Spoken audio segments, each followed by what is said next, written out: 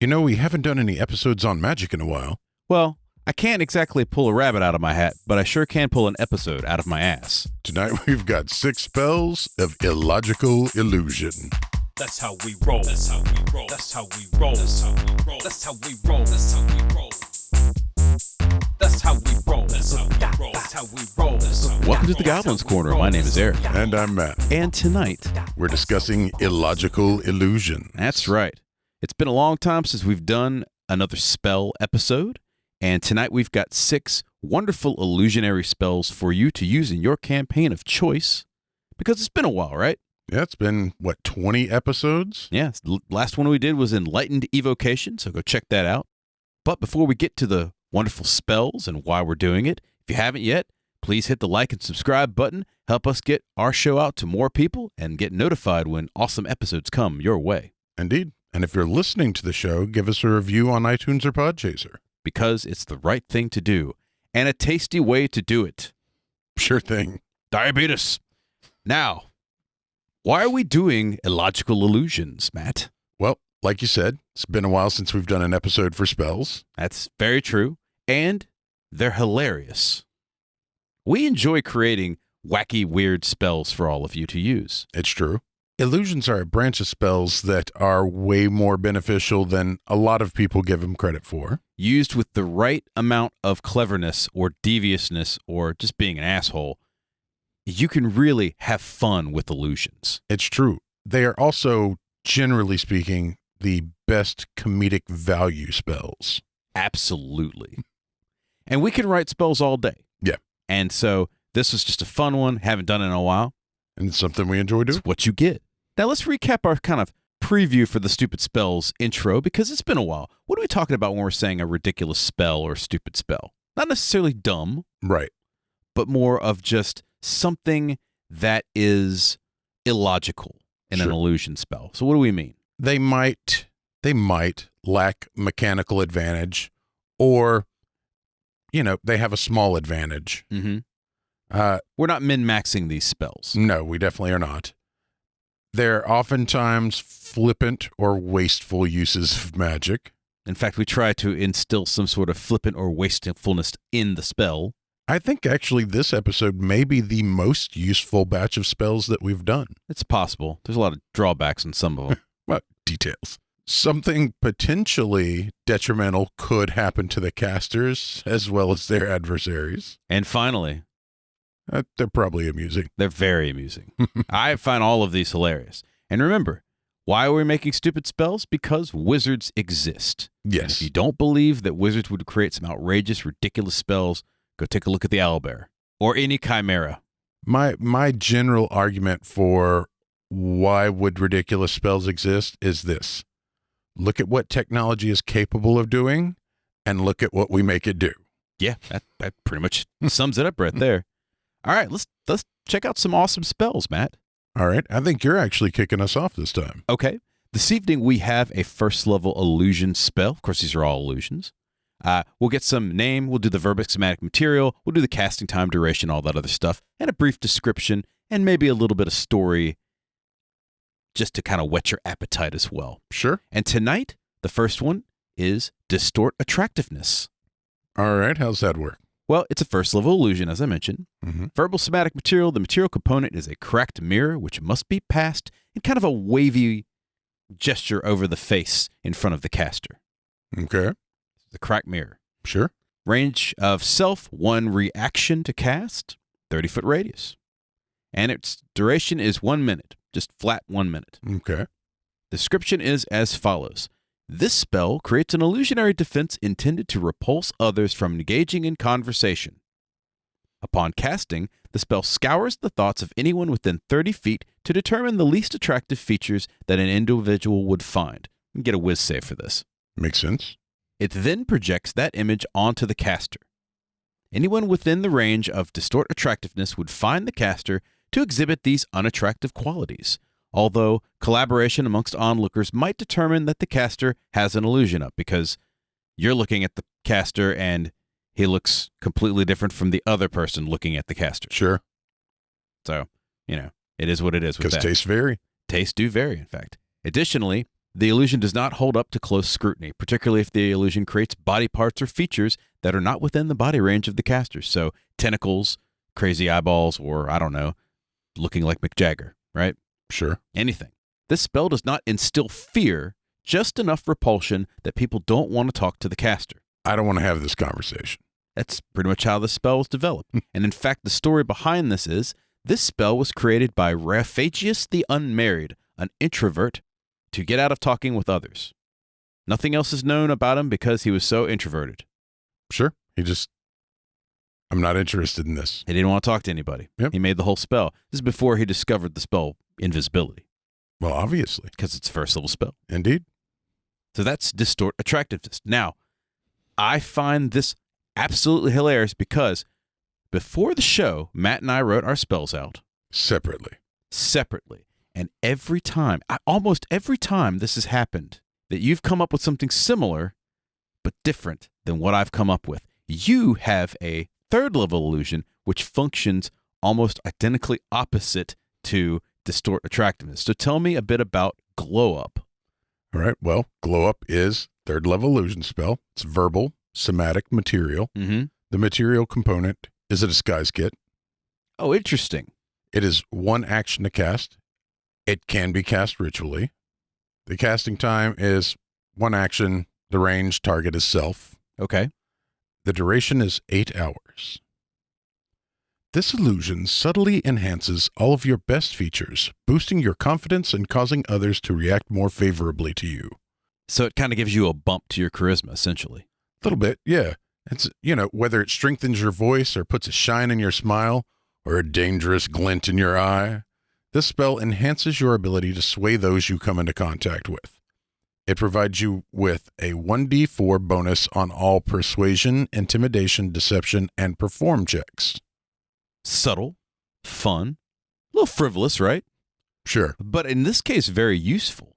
It's great for the face of your party or if your bard wants to try and make you guys some extra money. Sure. Now, I mean, I don't think it's as useful as not wanting to talk to somebody, but I mean, that's just a personal thing. The difference between introvert and extrovert. Right? I was going to say it. This paints a very clear picture of which of us is which. Although the irony of all of it is that we're both extroverts in person. So We're both ambiverts. ambiverts. Yeah, we love attention, we love parties, and then we love to go. Get my fill and I'm done with you. Mm-hmm. That's very good. Yeah. That's cool. Both of these spells would be very useful for any bard. And we didn't purposely put the actual type of spell because you could apply them to wizard or cleric or bard. Sorcerer. Sorcerer would be great with these, yeah. A warlock. Face warlock, yeah. Yeah, Phalock. Face lock. Face warlock. That would be great, right? Absolutely. I was thinking is, what is it, the Doctor Who episode where it's just the face of Bo? Mm-hmm. It would be a warlock patron of the face of Bo, the everlasting Jack Harkness face. Yeah, that would be great. That would be cool, wouldn't it? And he could be a face lock for real. Indeed. Next, you have a spell called Brachus Somnia. Yes, it's Latin for pants dream. All right, hit me. What you got? It's a 4th level illusion. Mm-hmm. Verbal somatic material. The material component is a belt buckle, which the caster unbuckles as part of the spell. Okay. So while you're doing your little chicken dance, you're also unbuckling a belt. Makes sense. The range is one action, 120 foot, and it's a target. Concentration up to 1 minute. Okay. So what does this spell do? Well, the description is, upon casting the Brachus Somnia, the target of the spell, which is a wisdom save, Okay. enters a waking dream state, similar to the spell Dream. In this state, the target has the following dream. They're in a house of learning, be it a school, clergy, school of hard knocks if you're in like an alley or something like that if you didn't go to school, Sure. right? Some place that they were learning. Surrounded by their peers Mm-hmm. or loved ones, and their pants miraculously fall to their feet, causing much embarrassment and hilarity. All right. So you basically cast a spell, they fail the spell, they have a waking dream where their pants fall down in front of everybody in class. Okay. The target of the Brachus Somnia takes a -2 to their AC, because their pants are falling down, Sure. a maximum movement of 5 feet, because they have to shuffle, Sure. and 1d6 psychic damage from embarrassment.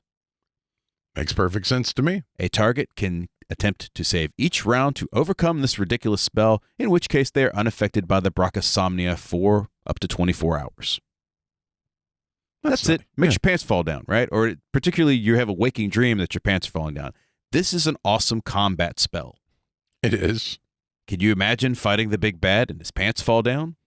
He's always having the waking dream that his pants are falling down while he's fighting and all that stuff. I find this to be hilarious. Oh, yeah. It's ridiculously useful. Yes, that's actually quite appropriate phrase of turn. If the target of the spell told any falsehoods in the last minute preceding the casting of the spell, their subconsciousness causes the pants to erupt in flames, causing an additional 2d6 points of psychic damage each round. I hope people get that. They better get that. I would hope so. This spell has no effect on those who don't wear pants. Team Satyr on the ball. There you go. See? Yeah. Team Centaur. Can't cast it on the dragon. Nope. Unless the dragon wears pants. So it's only good for pants creatures. Sure. I would also approve of dresses or skirts as well, though. Kilts. Sure. Anything that you're wearing on anything that could bind your ankles from it falling off. Fair enough, yeah. Anything that you wear around your midsection, I would say would be fine. Yeah. That's fair.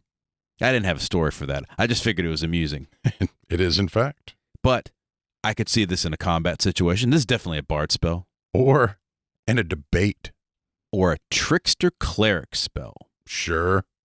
Absolutely. A debate? Yeah. Oh my God. That'd be deadly. Because he takes psychic damage. Mm-hmm.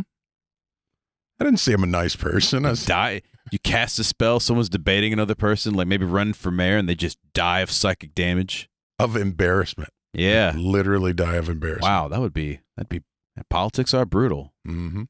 Yeah, I'd go for that. I'm just saying. Yeah, so that's Brachysomnia.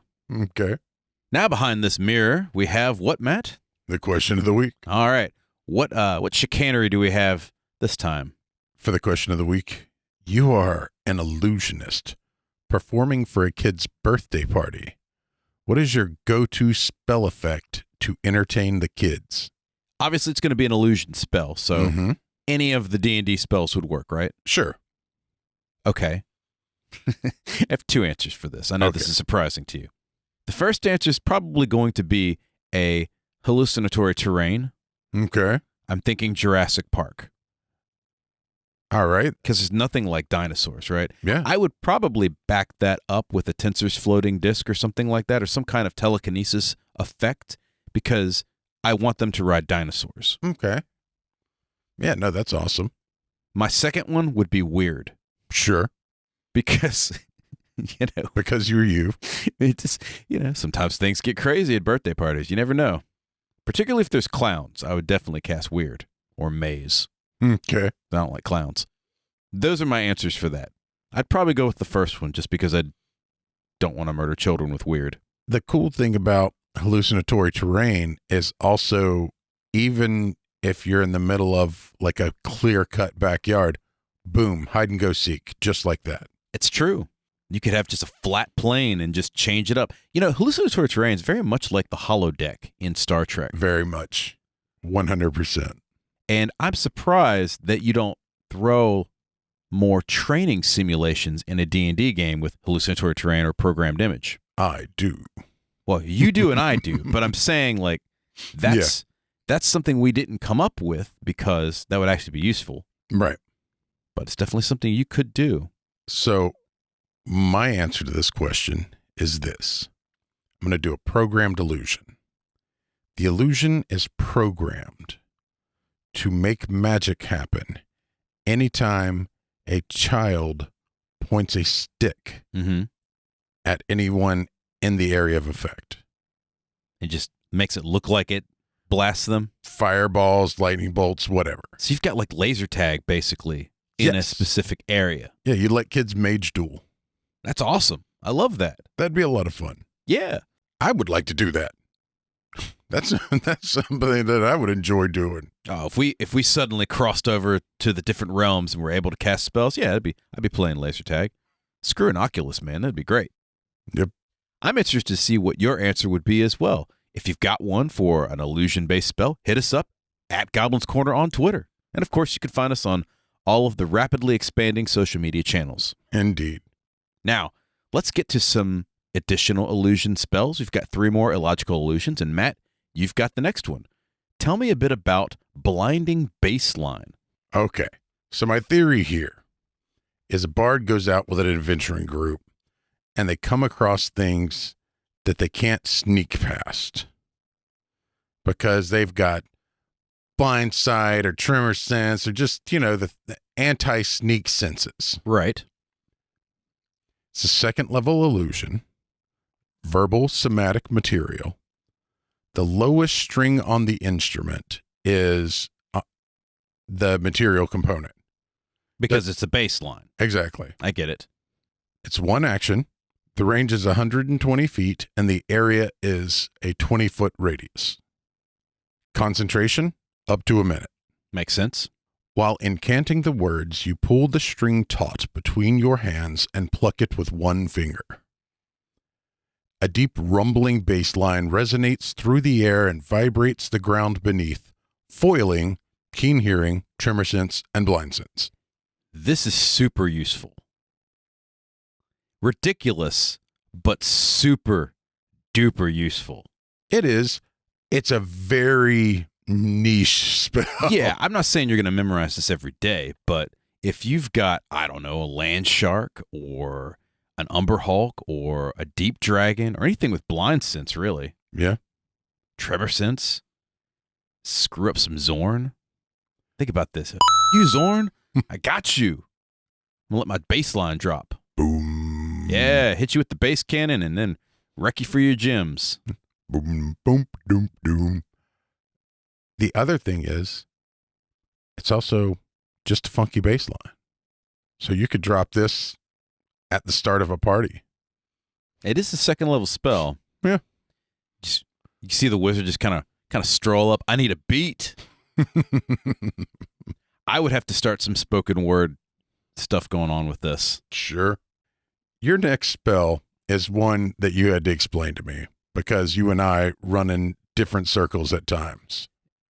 What is Unsharp Mask? Well, those of you who work in photography or design will get this immediately, and those of you who don't, you can go look it up.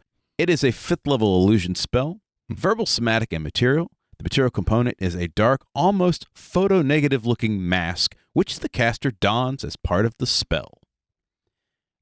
It takes 1 action to cast, 120-foot cube centered on the caster, so it moves with the caster. Okay. And it's a concentration duration up to 1 hour. Well, all right. Yeah, it lasts a little bit, right? Why a photo-negative mask? So what does this do? Well, let me describe, and this may make more sense. This spell overlays a blurred and inverted or photo-negative illusion of the existing immediate terrain, spectacularly enhancing certain vision capabilities at the cost of others. Okay. Which is what an unsharp mask does in Photoshop. Gotcha. It makes a blurred image, it's photo-negative, and you superimpose it, and it kind of enhances the image itself. Gotcha. So I'm just doing this with magic now. While concentrating on the spell, anyone within the 120-foot cube has advantage on both perception and investigation rolls.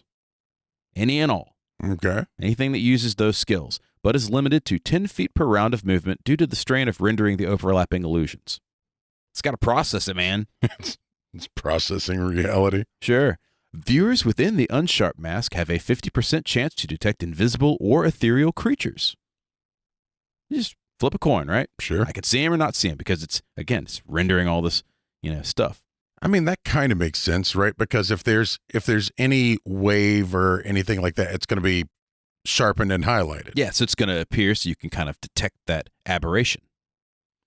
Additionally, fine details can be picked out easily from afar, but upon close inspection within the cube, everything appears blurry. Treat this as being farsighted. Again, Unsharp Mask kind of sometimes makes things blurry on close inspection. Okay. Everything outside of the 120-foot cube seems blurry and poorly detailed from within the cube. So if they've got a heavy crossbow, you're out of luck. You're in trouble. Yeah, you're out of luck. Look, everything inside looks great. You've got a 120-foot cube. Most likely won't hurt you too much, but, could potentially be your downfall. Finally, anyone entering or exiting the Unsharp Mask cube must make a dex save or fall prone due to the contrast and detail changes of the real world. It's realer than real. It's digital. This spell was created by the famous gnome wizard and astronomer Contraxus the Stargazer, who caused his whole party to be eaten by a horde of mimics while they were distracted. Oops. See, it's because they didn't spot him at 120 feet That out. is exactly what happened, yeah. And he's trudging along the dungeon, you know. He's looking at all the fine detail, picking out all the magic objects that have been cleverly hidden away, and then the mimics come creeping up. Well, you know, they found all the traps.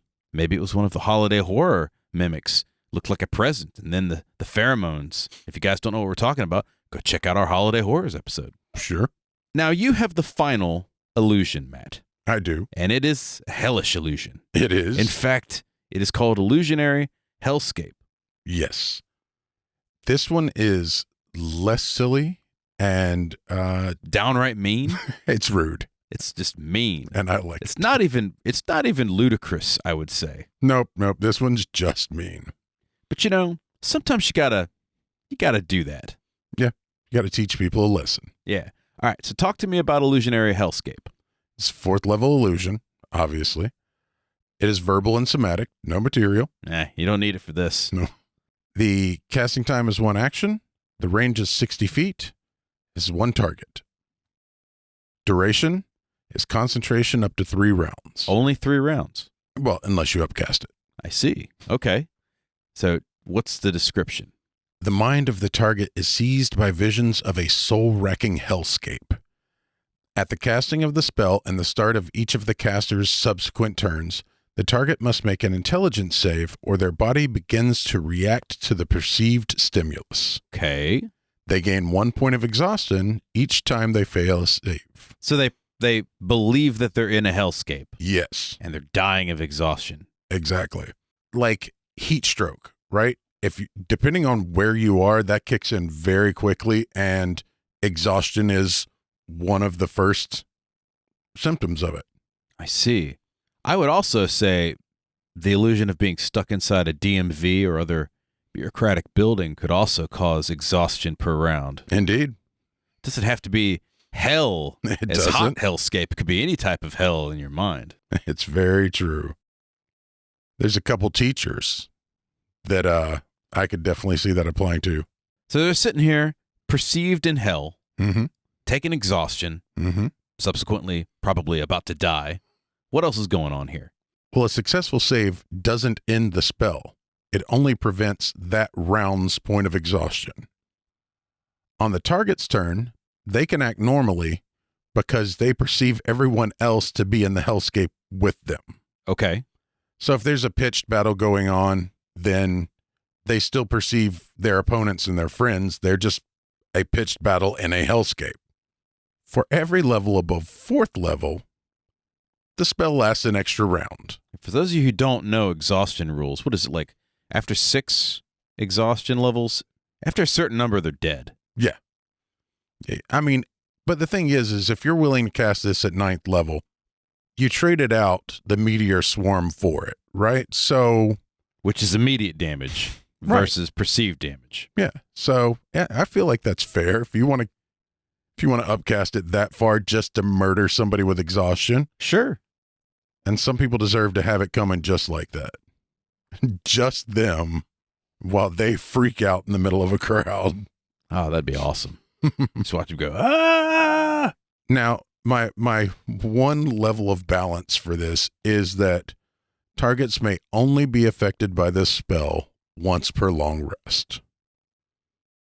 And that's, so that you and me and Frank and Bob don't all roll up on the dragon and just be like, exhaust to death. Dragon's in a series of hellscapes which you cannot escape from. It's having a schism in its mind as it's fighting all 4 spells. I'm hot and cold, and I'm at the DMV at the same time. I'm dying. That would be hilarious, too. It would. And having to take a Latin test while you're in there. Absolutely. So there you have it. 6 illogical illusions for you to use in your campaign to delight your players, screw up your monsters, and basically wreck. Sure. Any questions or comments? Hit us up at Goblin's Corner on Twitter. Did you enjoy this program? We hope so. Subscribe to the podcast on your favorite player, YouTube, and Twitch. You can also click the 5 stars. You can give us a review on iTunes, Podchaser, and on YouTube.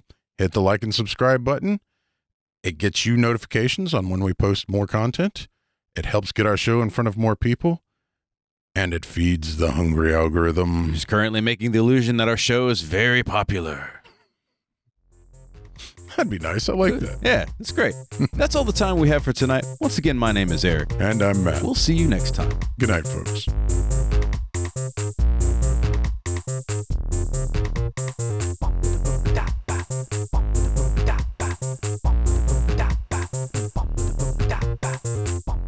The Goblin's Corner has been written and produced by Eric Holden and Matt Staples. Music by D20. This is a Subterranean production.